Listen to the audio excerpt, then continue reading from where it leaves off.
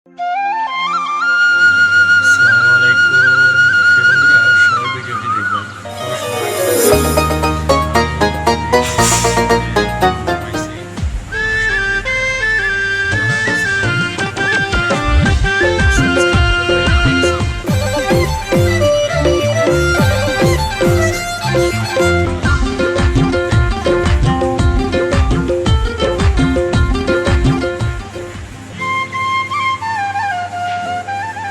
আসসালামু আলাইকুম ওয়া রাহমাতুল্লাহ। ওয়ালাইকুম আসসালাম। আচ্ছা নে ভাই, ওই আদিবাড়ি মসজিদটা কমনে আপনি কইতে পারেন? হ্যাঁ কা এখন তো কোনো নামাজও রক্ত নাই, এখন মসজিদে কি করবেন? নামাজ না হইলে কি, আমি ওই আদিবাড়ি মসজিদের ইমামতি জিল্লে পরীক্ষা দিতে আসছি, ইন্টারভিউ। ও আপনি ওই ইমাম হওয়ার জন্য পরীক্ষা দিতে চাইতেছেন? ইন্টারভিউ? আপনি ফেল। বুঝলাম না। মানে বুঝলেন না, আপনি ফেল। ফেল। না নে ভাই, কথা হইলে কি, পাস করা আর ফেল করাটা বড় কথা না, পরীক্ষায় অংশগ্রহণটাই বড় কথা। আপনি মসজিদটা কমনে আপনি কইতে পারেন? মসজিদটা ওই সামনে যাইয়া ওইটাই না। তাই না তো না? ও কাকু আমরা একটা সোলেমানি আপনি দিয়ে- যাইয়েন না, আমি তো ফেল।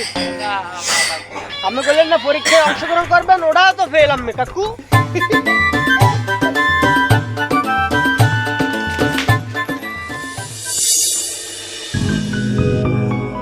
আমি এই মসজিদের সভাপতি, হ্যাঁ গ্রামের মেম্বার কাম এই মসজিদের সেক্রেটারি, আর হ্যাঁ হইলে এই মসজিদের কেসিয়া।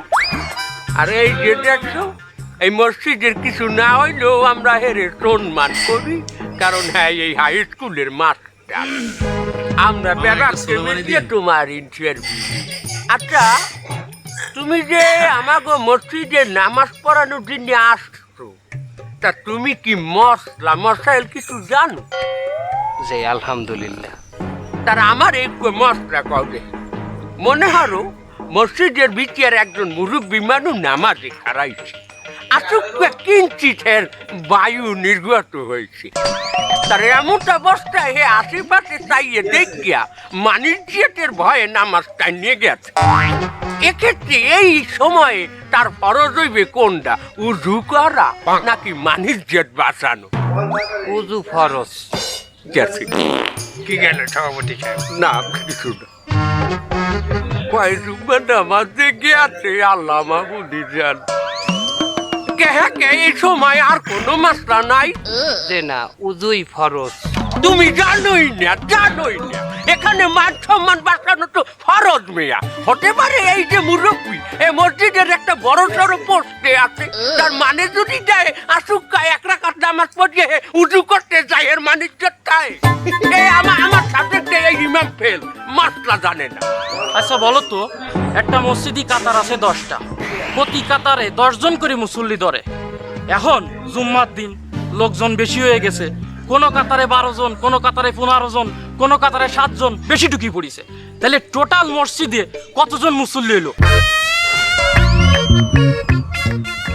এটা কেমন প্রশ্ন? আমি কাতারের হিসেব করব? আমি তো পড়াবো নামাজ। গেছে ও ফেল। তোমাকে আমি সব সময় বলেছি আমি একটা মাস্টার মানুষ, তোমরা আমার একটু শিক্ষিত জায়গায় নিয়ে আসবা, তা নয় অশিক্ষিতর মধ্যে আমারে নিয়ে আইছো। আচ্ছা ইমাম সাহেব, তুমি আমার একটা ফতুয়া দাও। হ্যাঁ ফতুয়া না, এটা ফতোয়া। ফতোয়া মেম্বার সাহেব। জি। এলাকার একজন সম্মানিত ব্যক্তির কাছে অনেক পরিমাণ মানুষের আমানত, ধরো কয়েকশো বস্তা চাউল আসছে।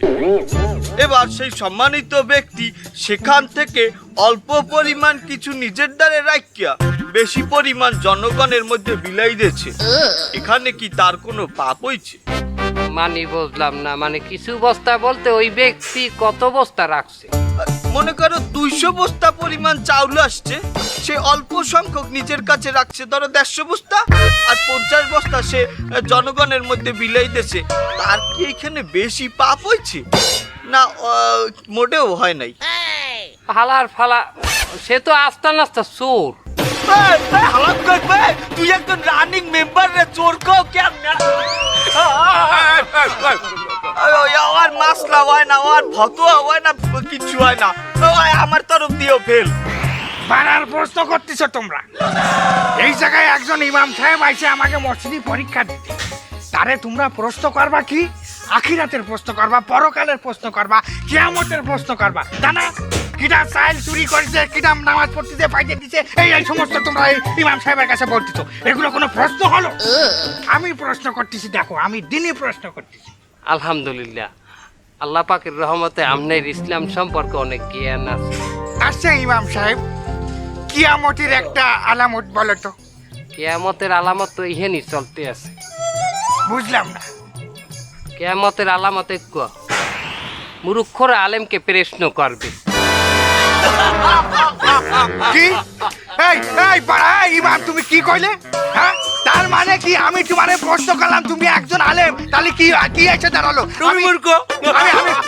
আমি মূর্খ মানে কি বলতে চাচ্ছ তোমরা? হ্যাঁ, ওরে ও ঠিক কথা বলিছে। ওরে এই মজলিসে যদি শিক্ষিত কোনো মানুষ থাকে সেটা আমি। তোমরা থামো। বাইরের ইমামের দ্বারা তোমরা আমাগো মানুষ জেট খাইতে এসো কেন? আমার অশিক্ষিত বল না। তুমি চুপ থাও।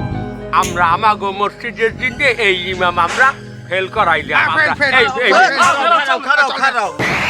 এই পর্যন্ত তোমরা 18টা ইমাম পাল্টাইছো। কাল বাদে পড়ছো জুমা কেনা পড়াইবে? তুমি পড়াবা? এই ইমাম থাক, এই ইমাম জুমা পর্যন্ত পড়াও। যদি ভালো লাগে তাহলে রাখবো, আর না লাগলে হাত করতে হাত যাইবে। তোমার ওই মসজিদের ওই উত্তর কোনায় ঘর আছে, হেনে থাকবা। আর খাওয়া দাওয়া আর বেতন আমরা ঠিক করবো। মানে আস্তে আস্তে তোমার দেখিয়া ওঠো।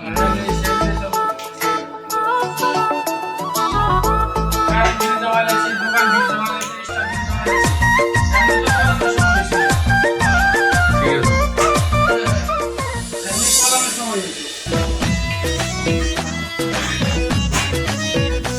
আসসালামু আলাইকুম। ওয়ালাইকুম আসসালাম। এই খাদেম, তুমি কোথায় যাচ্ছ? আমি তো আপনার বাসার দিকেই যাচ্ছিলাম। হ্যাঁ, কি আমার একবারে বাসার দিকে কেন? বিক্রি করে গেছে না? মানে ওই মসজিদের একটা পাপোশ লাগতো আর কি। মানে ওইতে কি যে মসজিদ থেকে সবাই উজু কালাম করে যখন ওঠে, এখন ওই বিদে পানি মসজিদে ওঠে, মসজিদ তো নোংরা হয়। যদি একটা পাপোশের ব্যবস্থা করতেন। বিজনেস করতে হলে টাকা পকেটে রাখতে হবে। পাপোশের ব্যবস্থা করতে হবে, সেটা আমার কাছে কেন? আপনি মসজিদের ক্যাশিয়ার না? ওরে আমি মসজিদের ক্যাশিয়ার হয়ে বড় বিপদে পড়ে গেছি। কোন জায়গায় এখন পাপোশ লাগবে তার জন্য আমার কাছে জানা লাগবে, তাই না? তো তাহলে আমরা সবাই ওই বিদে পানি মসজিদে উঠে মসজিদটা নোংরা করবে? কেন সবাই মসজিদটা নোংরা করবে কি তোর? তুমি খাদেম মানুষ, তোমার কাজটা কি? হ্যাঁ, এদিক ওদিক কি একটা চেনা মেনা ম্যানেজ করে তো ওই জায়গায় তুমি দিতে পারো নাকি? আমি তেনা কোনে পাবো?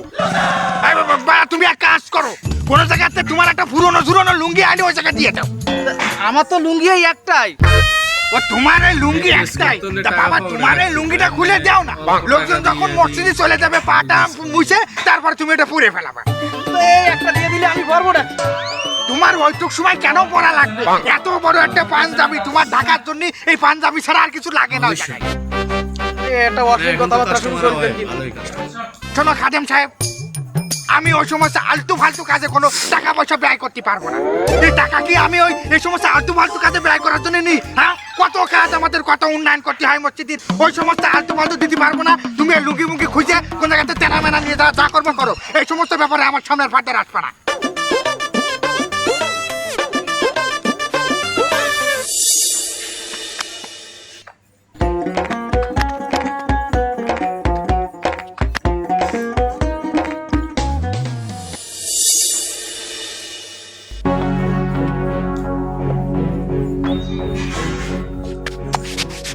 ওকে মেম্বার সাহেব, নামাজের সময় হয়ে গেছে, যাইন কই?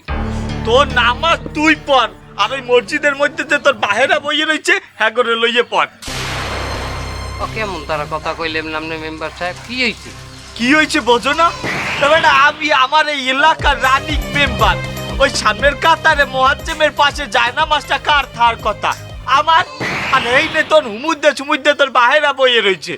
দেখেন মেম্বার সাহেব, মসজিদ হইলে যে আল্লাহর ঘর, এখানে মেম্বার, চেয়ারম্যান, সাধারণ মানুষ সবাই এক, সবাইরই সমান অধিকার। তাছাড়া হেরা তো মানুষ। ও তার মানে আমি অমানুষ? হ্যাঁ, এবার আমি একজন মানুষ, তাছাড়া আমি এই এলাকার মেম্বার এবং এই মসজিদের সেক্রেটারি।